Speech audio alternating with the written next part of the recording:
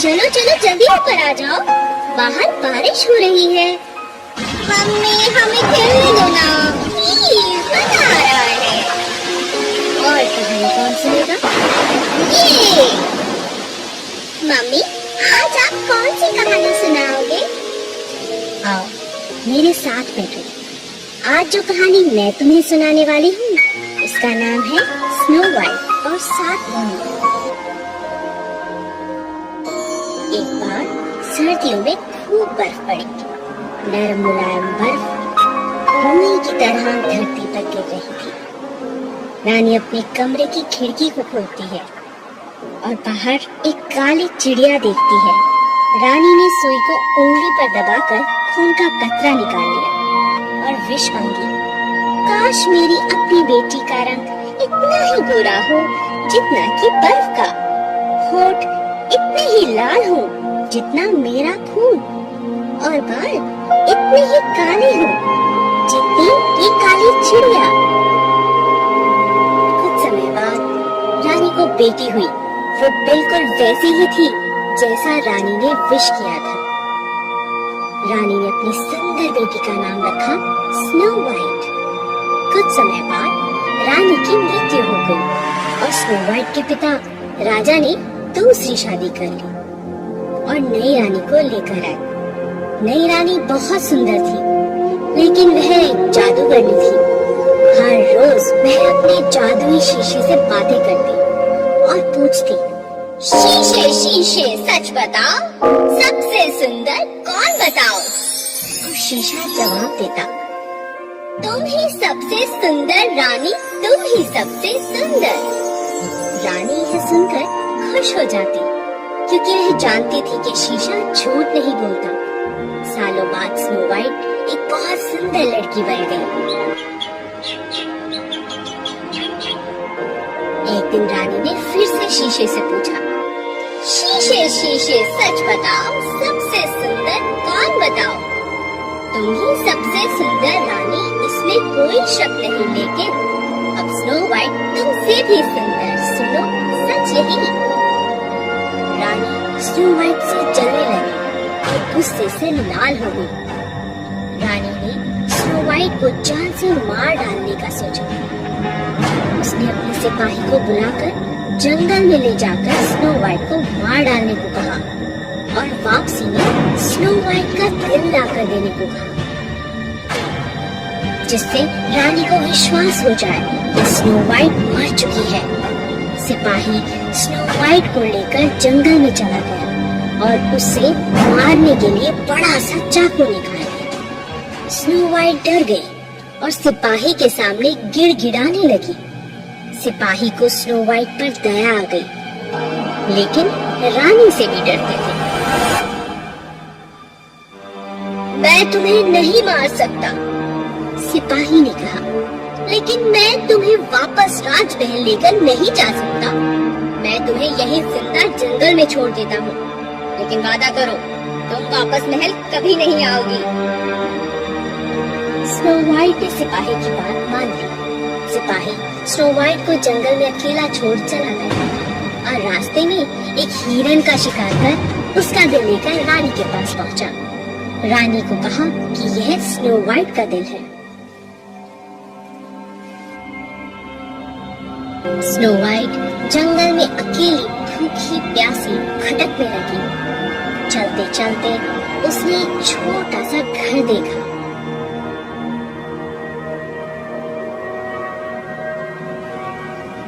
Snow white ने दरवाजा खटखटाया, लेकिन जब कोई बाहर न आया, वह घर के अंदर चली गई। घर के अंदर उसने एक खाने की टेबल देखी, जहाँ 7 छोटी छोटी प्लेट्स, 7 चम्मच, 7 प्यारी प्यारी कप और 7 छोटी कटोरियाँ थी। स्नो वाइट को बहुत भूख लगी थी, इसलिए उसने खाना खाया और घर के अंदर जाकर देखा, वहाँ 7 बेड लगे थे। स्नो वाइट बहुत थक चुकी थी, इसलिए वह बेड पर लेटते ही सो गई। ये घर था 7 बूंदों का, जो हर रोज पास के खान में जाकर हीरे ढूंढते थे।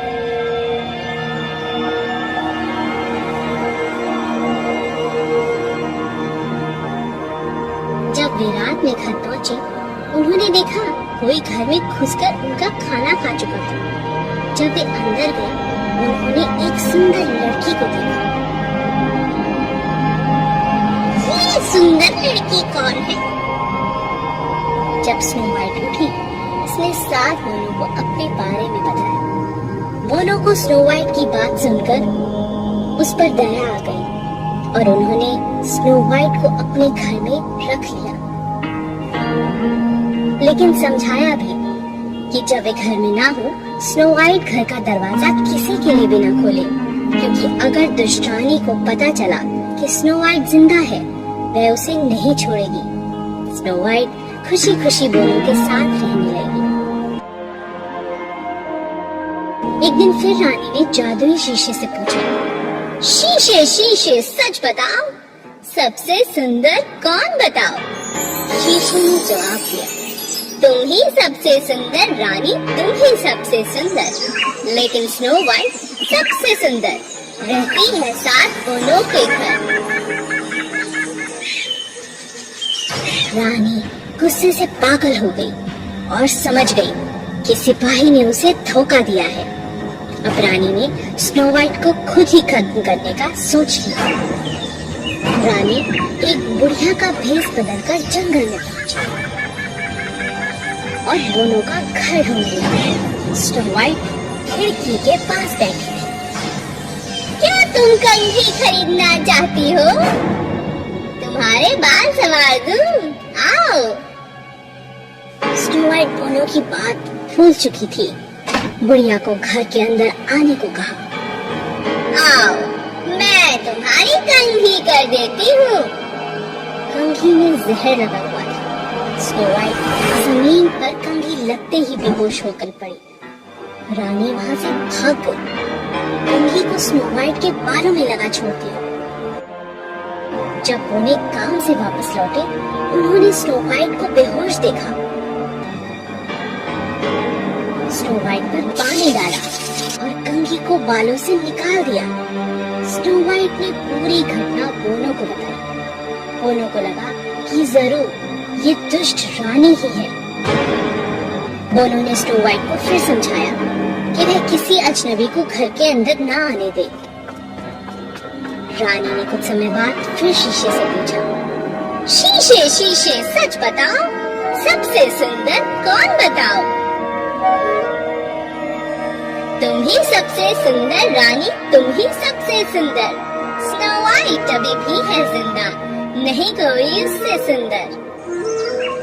रानी ने सोच लिया, इस बार वो स्नो वाइट को हर हाल में मार डालेगी। रानी फल बेचने वाली का भेष बदल एक बार फिर जंगल में पहुंची। उसके पास बहुत से सेब थे और सबसे ऊपर जहरीला सेब था। सेब ले लो, सेब ले लो, ताजे ताजे सेब ले लो। स्नो वाइट ने दरवाजा नहीं खोला, पर वह खिड़की के पास जाकर देखने लगी। दिखाओ कैसे है तुम्हारे सेब? खाकर देखो प्यारी लड़की, ये बहुत स्वादिष्ट है, बहुत ही मीठे हैं। स्नो वाइट ने जैसे ही जहरीला सेब खाया, वह जमीन पर गिर पड़ी।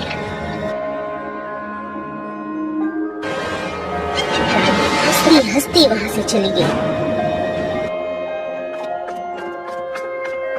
रानी ने शीशे से फिर पूछा, शीशे शीशे सच बताओ, सबसे सुंदर कौन? तुम ही सबसे सुंदर रानी, तुम ही सबसे सुंदर। रानी खुश हो गई। जब मोनों ने स्नो वाइट को रोया हुआ पाया, तो उदास हो गई और एक कांच के कॉफिन में स्नो वाइट को रख दिया। मोनों ने अपने बगीचे में फूलों के साथ स्नो वाइट का कॉफिन रख दिया और उसे देखने लगी। अचानक एक राजकुमार वहां से गुजरा। जब उसने स्नो वाइट को देखा, उसे देखते ही स्नो वाइट से प्यार हो गया। राजकुमार ने मोनों से कहा, वह स्नो वाइट को अपने साथ तो नहीं ले जा सकता, क्या वो उसे किस कर सकता है? उन्हें मान गए। राजकुमार ने जैसे ही स्नो वाइट को किस किया, सारा जहर गायब हो गया और वह जिंदा हो गई।